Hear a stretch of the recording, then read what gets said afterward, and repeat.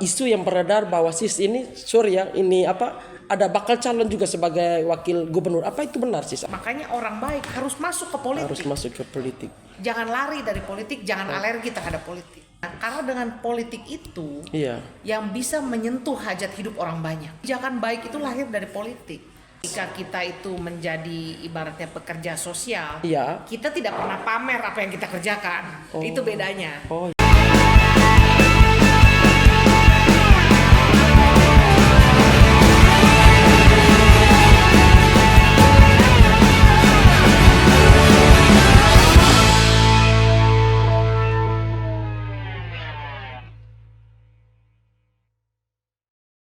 Halo teman-teman, jumpa kembali dengan saya Pascal dalam acara Manifesto Podcast. Kali ini kita kedatangan seorang bintang tamu. Dia adalah wanita yang sangat luar biasa, sangat menginspirasi. Langsung saja kita sambut Miss Jen. Halo Miss. Halo, selamat malam. Selamat malam. Jangan dipanggil Miss, dipanggilnya Sis Jen aja. Oh ya, Sis ya. Oke. Yes. Apa kabar hari ini Sis? Hari ini baik, sangat baik. Senang sekali bisa sampai lagi di Atambua. Luar biasa. Ya. Kesibukan apa sis hari ini? Hari ini sebenarnya baru berangkat dari Keva, baru ada pertemuan dengan beberapa komunitas juga. Iya. Nah di sini juga barusan ada pertemuan dengan beberapa komunitas dan sekarang acara podcast. Wow, luar biasa ya. Jadi cukup padat, tapi senang sekali. Luar biasa. Ini sudah ke lebih dari 10 kali. 10 kali ke Atambua ya? Ke Atambos. Ini kesan pertamanya apa sis? Waktu pertama kali datang ke Atambua?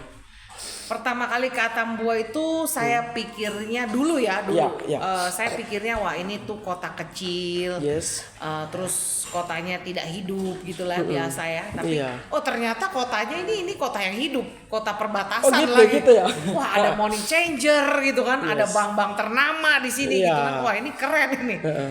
Kemudian juga ada PLBN kan, pos PLBN yang bagus di sini. Wah mantap. Jadi ya saya sudah mulai berubah pandangan terhadap Atambua. Itu merubah ya paradigmanya sister terhadap kota Atambua. Ini kali yang ke-10 ya sister datang ke Atambua. Lebih. Mungkin 12 kali ke Atambua. Kemudian apa yang mendorong sis itu sehingga kok bisa ya lebih dari 10 kali? Kepentingannya apa sis? Awal-awal jalan-jalan, pengen lihat-lihat kota perbatasan, pengen tahu. Kemudian ketika masuk masa-masa pencalekan kan lebih intensif di Belu, bukan spesifik di Atambua ya. Nah, tapi tetap tinggalnya di Atambua, cuman kita berkeliling sampai ke kampung-kampung. Gitu. Jadi waktu tujuan pertama kali datang situ memang itu jalan politik ya berarti atau? Enggak, jalan-jalan aja. Oh jalan-jalan aja. Jalan-jalan. Kemudian setelah itu kali yang berikutnya itu memang jalan-jalan atau memang ada tujuan politiknya juga di dalam? Sebenarnya sih kita nggak bisa melihat jalan-jalan dengan tujuan politik ya. Kalau kita jalan-jalan kita tuh membuka pikiran kita untuk satu tempat baru, untuk belajar masalah budaya seorang, makanannya, keramah tamahan orangnya. Itu kan kita namanya jalan-jalan budaya ya. Benar. Nah kalau jalan-jalan politik itu lebih ke arah kita mengedukasi masyarakat apakah itu politik, bagaimana melakukan politik yang baik. Apakah yang harus diperhatikan ketika kita memilih gitu. Itu baru namanya jalan-jalan politik. Nah itu baru berlanjut tahun 2022 ke atas. 2022. Berarti waktu pertama kali datang ke Belu ini tahun berapa sih waktu itu? Tahun berapa ya? Mungkin awal-awal sebelum 2020. Sebelum 2020. Sebelum Covid berarti? Atau sebelum Covid berarti? Sebelum itu 2019 berarti 2019, ya Covid ya? Iya, sebelum Covid. Oh gitu. Sebelum Covid saya pernah ke Belu. Saya ingat pada waktu itu juga saya melakukan vaksinasi di Malaka. Oh gitu. Waktu Covid. Ini kelihatannya kita sudah agak lebih dalam ya. Coba sebelumnya itu bisa nggak biografinya sister dulu biar para pemirsa Manifesto Podcast ini bisa kenal lebih dalam. Tadi kan belum sempat ini kan belum profilnya Sis Jen. Teman-teman semua dari podcast Manifesto, nama saya Jen Natalia Suryanto. Saya kelahiran pinggiran Jakarta, ya, pinggiran Jakarta. Kemudian saya juga mahasiswa pada saat itu masih mahasiswa, saya pernah berkuliah di Inggris, saya pernah kuliah di Amerika, saya pernah kuliah di Prancis, kemudian saya juga bekerja di beberapa negara. Nah setelah itu saya memutuskan untuk pulang ke Indonesia dan mulai bekerja di Indonesia gitu. Mulai bekerja sama orang, kerja di perusahaan internasional, kemudian buka usaha sendiri, pernah bangkrut, bangkit lagi, dan akhirnya baru bisa seperti sekarang ini gitu. Jadi perjalanan itu panjang gitu lah. Ini tidak mudah-mudah amat gitu kan. Nah setelah itu mulai melakukan banyak pelayanan sosial, terutama di daerah-daerah yang tertinggal. Ya, jadi mulai dari Papua pernah, di Papua Barat pernah, di NTB pernah, dan akhirnya masuk NTT tahun 2015. 2015 pertama kali masuk di NTT. NTT di Pulau Sumba. Pulau Sumba ya sis. Kita masuk pelayanan sosial lewat gereja. Lewat gereja. Lewat jalur pendidikan dan terus berlanjut sampai sekarang nih. Jadi udah 10 tahun nih di NTT nih. Begitu. Kalau di Papua tuh ngapain? Pelayanan juga atau? Sama. Pelayanan gereja. Ya. Pelayanan gereja. Banyak pelayanan gereja itu meliputi pelayanan kesehatan untuk anak kecil, pelayanan kesehatan untuk ibu, kemudian juga pelayanan pendidikan, pelatihan para guru, begitu-begitu. Oh gitu. Terus Sisjen ini kan dikenal di NTT itu sebagai seorang politikus kan? Nah, sekarang ya. Kan tadi yang Sis coba ceritakan ini biografi itu menggambarkan bagaimana Sis ini seorang praktisi sosial, boleh saya katakan. Tapi kok tiba-tiba Sis ini kok secara pribadi lebih mengenal Sis. Kalau Sisjen tuh saya kenal kok banyak sekali ini gambarnya di mana-mana. Dan itu ini orang ini seorang politis. Kapan pertama masuk terjun ke dunia politik itu tahun berapa Sis? Terjun ke dunia politik tahun 2022. 2022. Tahun 2015 ketika kita itu menjadi ibaratnya pekerja sosial, kita tidak pernah pamer apa yang kita kerjakan. Itu bedanya. Nah, ketika kita memulai diri menjadi calon anggota legislatif, disitulah kita baru memunculkan apa-apa yang sudah kita lakukan, supaya juga menunjukkan ke masyarakat kalau politik itu tidak sepenuhnya parah, gitu. Politik itu tidak sepenuhnya buruk, gitu. Bahkan kalau bisa kita bilang, politik itu adalah pelayanan masyarakat di tingkat yang paling tinggi. Sis. Alasannya? Alasannya karena dengan politik itu yang bisa menyentuh hajat hidup orang banyak. Kalau tidak masuk politik berarti? Coba misalnya kamu pelayanan dari pakai uang pribadi. Saya berikan beasiswa itu 2-5 1 tahun. Ada juga beasiswa Sis. Saya punya 75 anak beasiswa. 75.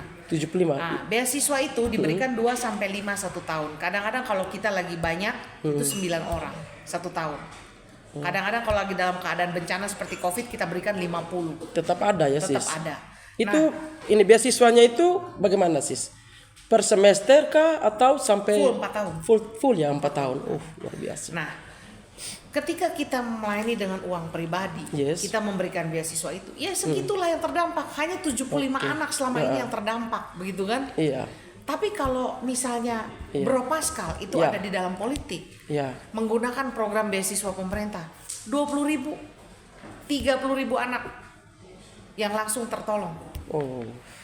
Jadi masuk ke politik itu kita bisa membantu masyarakat dalam skala yang jauh lebih besar dibanding kita menggunakan uang pribadi sebagai pekerja sosial, dan itu kadang-kadang merasa kita seperti diperah gitu loh. Sapi perah gitu kan. Karena selalu membantu gitu. Tapi dengan politik kita membantunya dalam hal yang jauh lebih besar. Itu pertama. Yang kedua juga soal kebijakan. Kebijakan baik itu lahir dari politik. BPJS juga produk politik. Benar. PKH juga produk politik. Betul. Jadi produk-produk yang baik itu adalah produk-produk politik. Makanya orang baik harus masuk ke politik. Jangan lari dari politik, jangan alergi terhadap politik. Sis, ini kan maksud jadi praktisi sosial ini kan sejak 2015 ya? 2015. Lebih dari sebelum itu, tapi kan di tempat lain. Terus 2022 baru Sis ini kan terjun ke dunia politik. Apa yang menjadi trigger Sis? Kemudian Sis memutuskan bahwa saya 2022 masuk ke dunia. Apa yang menjadi triggernya? Sebenarnya sudah lama menyadari kalau 1 hari itu saya harus masuk ke dalam politik. Sudah ada ya, sudah terpikir. Yes. Hanya saja belum siap untuk merealisasikan itu gitu.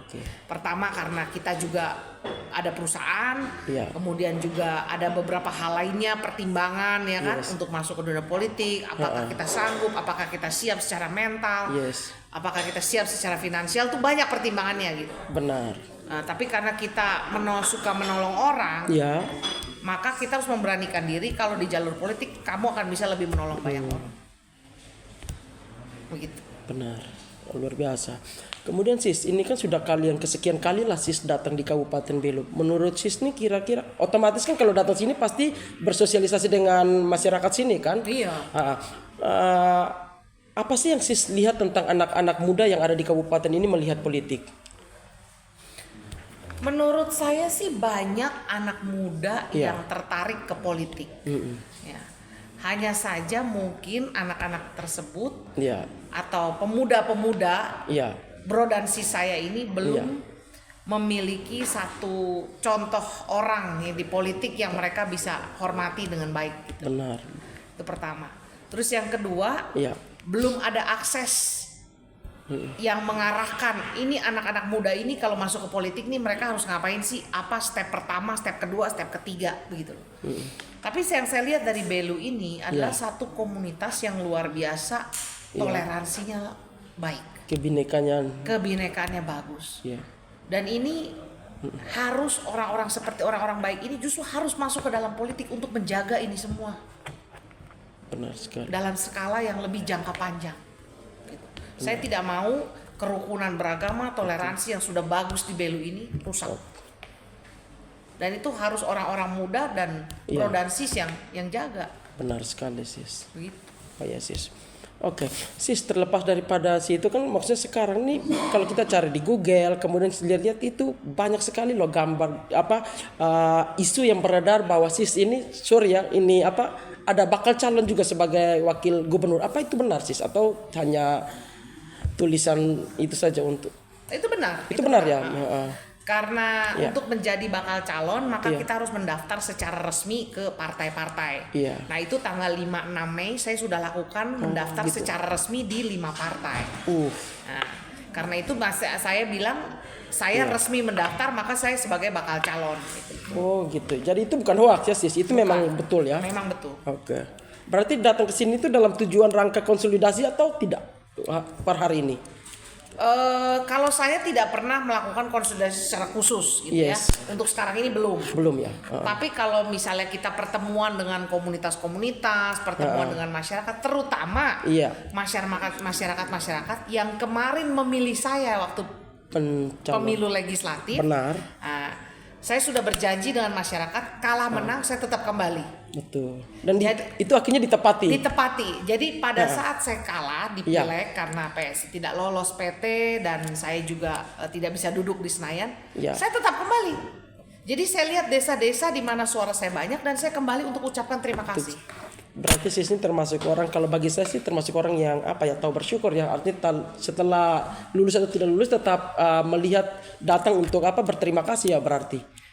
Itu prinsip yang sudah saya katakan sama Tuhan dan diri sendiri. Kalah menang saya tetap kembali. Tetap kembali ya. Dan itu saya udah buktikan itu. Ditepati ya. Dan itu luar biasa sekali sis. Kemudian per hari ini nih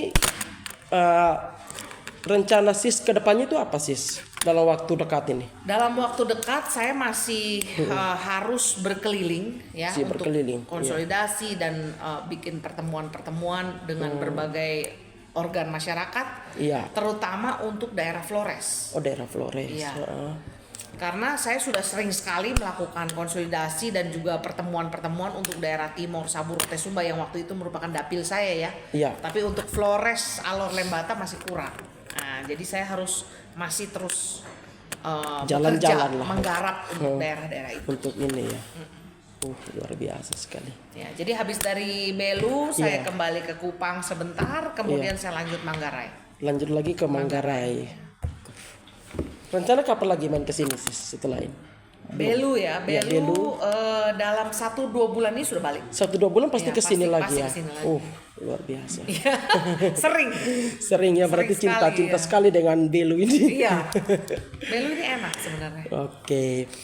Kalau begitu untuk anak-anak muda ada tidak sih pesan untuk anak-anak muda di Belu sini tuh apa sih menurut Sis? Yang pertama, Iya. anak-anak muda selalu bergaul Iya. ya dengan berbagai komunitas, bangun jaringan. Bangun jaringan. Jaringan itu penting di kehidupan apapun, mau bisnis, mau politik, itu pasti memerlukan jaringan. Jadi Oke. carilah jaringan mumpung masih gampang, masih sama-sama kuliah kan, masih Benar. sama-sama anak muda. Terus yang kemudian saya rasa anak muda ini ada pemilih yang rasional. Jadi tolong pilih Iya. pemimpin yang betul-betul merasakan apa yang rakyat itu rasakan, ya. Jadi Benar. gunakan rasio untuk menilai seseorang yang betul-betul bekerja. Yes.